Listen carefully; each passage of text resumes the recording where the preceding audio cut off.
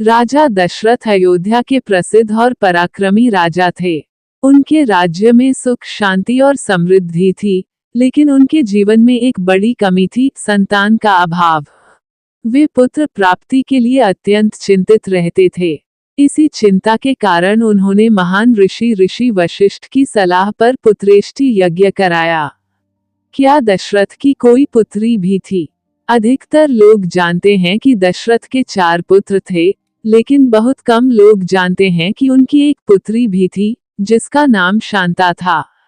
शांता का जन्म पुत्रेष्टि यज्ञ से पहले हुआ था। वह अत्यंत सुंदर, गुणवान और विदुषी थी। राजा दशरथ अपनी इस पुत्री से बहुत प्रेम करते थे। शांता का दान। कहते हैं कि उस समय अंगदेश के राजा रोमपाद निसंतान थे। वे राजा दशरथ के परम मित्र थे। एक बार अंगदेश में भयंकर अकाल पड़ा।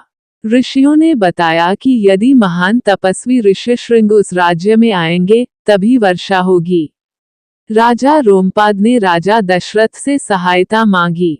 ऋषिशृंग को अंगदेश लाने के लिए शांता का विवाह उनसे कराने का निश्चय हुआ।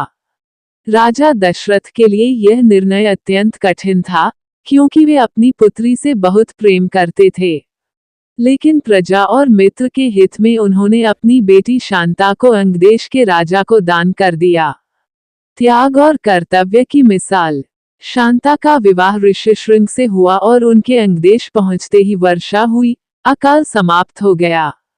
इस प्रकार शांता ने अपने त्याग और कर्तव्य से 2 राज्यों को सुख दिया। राजा दशरथ की बेटी शांता की कहानी त्याग, धर्म और कर्तव्य की अद्भुत मिसाल है। जहां एक ओर दशरथ ने प्रजा और मित्रता के लिए अपनी पुत्री का त्याग किया, वहीं शांता ने भी अपने कर्तव्य को सर्वोपरि मानकर अपने पिता और राज्य का मान बढ़ाया।